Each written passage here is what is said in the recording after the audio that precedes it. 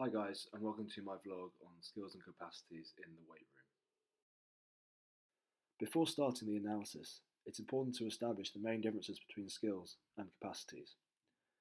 Skills can be learned and improved through use of effective coaching cues and alterations in technique.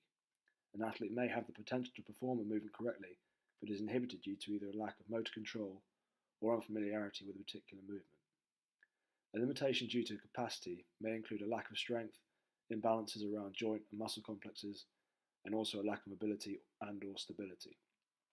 To that end, this presentation will look to compare athletes and movements who either lack the skill or the capacity to perform a movement. Firstly, we'll be looking at the barbell deadlift performed suboptimally due to a lack of capacity. Here we can see the athlete perform the movement, but without achieving the correct lumbar posture due to a lack of hip mobility. In between repetitions, the athlete attempts to arrange his spine into the correct posture, which suggests this is not a motor control issue. The use of these quadruped exercises illustrate further that the athlete demonstrates sufficient motor control around the lumbopelvic hip complex and thoracic spine.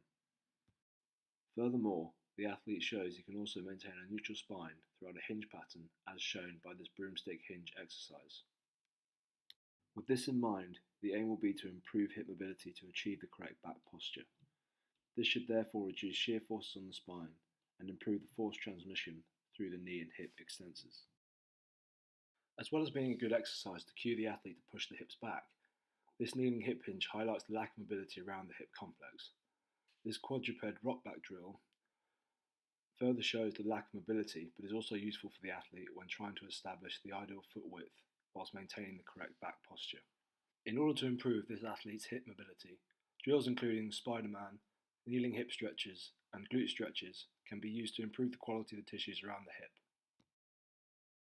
Moving back to the barbell, it might be appropriate to regress this exercise and ask the athlete to pull from blocks.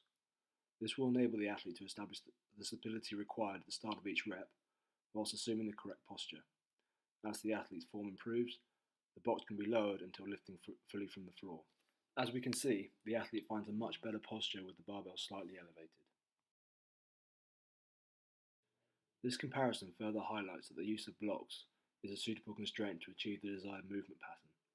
If the athlete continues to struggle with a conventional barbell deadlift, a sumo deadlift may be a good alternative when aiming to load the hinge pattern with this athlete, as it requires less mechanical work and less hip flexion. Moving on, the next athlete shows limitations when executing the barbell deadlift due to a lack of skill. Here we see the athlete using a suboptimal movement pattern to pull the barbell from the floor. The athlete lacks the motor control to arrange the spine correctly and safely in order to execute the skill, as we see high levels of lumbar flexion and a degree of thoracic kyphosis. Furthermore, the barbell is placed in a disadvantageous position on the floor, that being away from the midline of the foot. This leads the athlete's centre of mass to be displaced anteriorly relative to his base of support. This in turn places undue stress on the spinal stabilizers and limits the force transmission through the prime movers. To that end, the aims will be firstly to regress the hinge pattern in order to familiarise the athlete with the correct motor control required. Secondly, to establish the correct foot position relative to the bar so that the athlete's centre of mass is over his base of support. Firstly, establishing control of the spine can be done through use of this quadruped extension and flexion exercise, as well as this standing pelvic control exercise. Moving on to the hinge itself, this kneeling banded hip hinge helps to guide the athlete through the correct range of motion. Cues such as push the hips back may be useful here. We can then look to progress the hinge to a standing position, and the use of a broomstick to maintain a neutral spine gives the athlete good feedback, keeping points of contact at the head, mid-back, and sacrum. To encourage the athlete to retract their scapula, we can move the broomstick to this position behind the back, with the palms facing forwards. This constraint demands thoracic extension and helps the athlete identify with this posture throughout the hip hinge. All these drills reinforce the theory that this is a skill issue and not a capacity issue, as the athlete displays good movement around the spine and hip. In an attempt to introduce load with the athlete, this dumbbell Romanian deadlift can be used. Cues such as shoulders back or pinch the scapula help to encourage scapular retraction. Bearing in mind that the skills and capacities are not separate of one another, This exercise may also be used to strengthen the scapular retractors should they be too weak to achieve the correct posture when under load. To establish the correct relationship between the athlete's centre of mass and base of support, using a dumbbell deadlift from the floor works well to establish the correct positioning. Cueing the athlete to sit back and pull the weight towards them ensure the weight remains within their base of support, simultaneously keeping a neutral spine throughout the pattern. Now when we've moved the athlete back onto the barbell, we can see a much stronger movement pattern.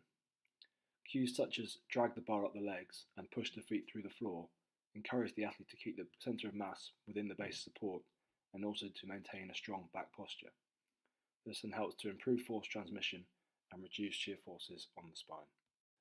Moving on to the back squat, we will first look at limitations due to a lack of capacity. As we view the athlete from the sagittal plane, we can see a degree of anterior trunk lean and a suboptimal bar path, which moves forwards instead of vertically straight down. This is most likely caused by a lack of ankle dorsiflexion, with the anterior trunk lean being the compensatory movement pattern used by the athlete to try and achieve adequate depth. As the athlete tries to maintain balance, we see the heels raised from the floor in order to try and keep the centre of mass within the base of support. Coupled with this, from the frontal plane we see a lack of knee stability due to a lack of force capacity from the gluteals. The knee valgus display is most likely due to the lack of recruitment from the glute medius, however improving glute strength in general should be considered. With these factors in mind, the aim will be to improve ankle dorsiflexion as well as the force capacity of the gluteal muscles. Here the athlete displays relatively good hip mobility, however, when looking at the ankle we can see a limited range of movement.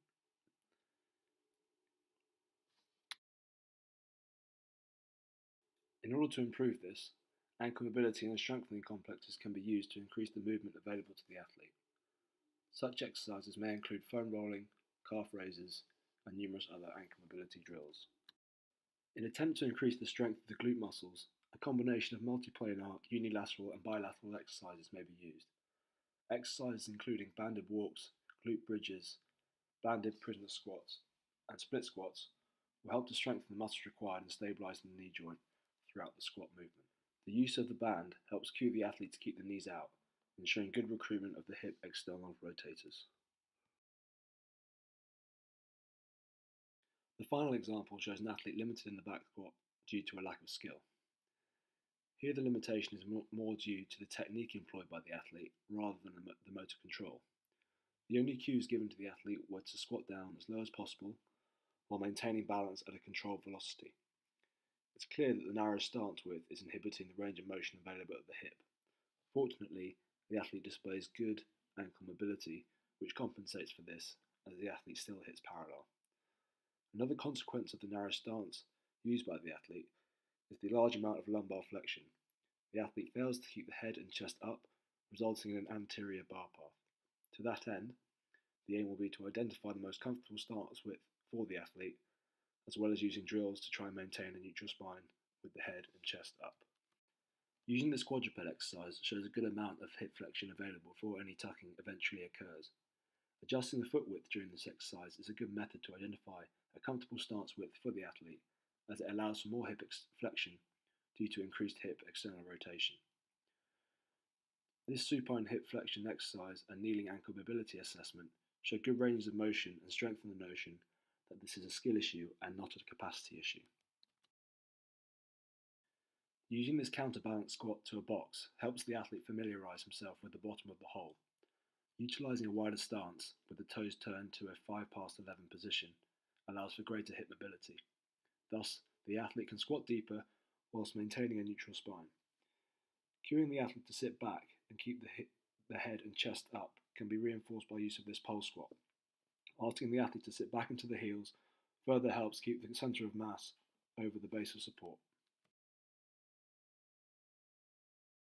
To further reinforce keeping the chest up, moving the load to an anterior position demands more from the core stabilisers and upper back muscles to maintain the correct posture. Using a goblet squat is a good tool to reintroduce load to the movement now the appropriate stance width has been established.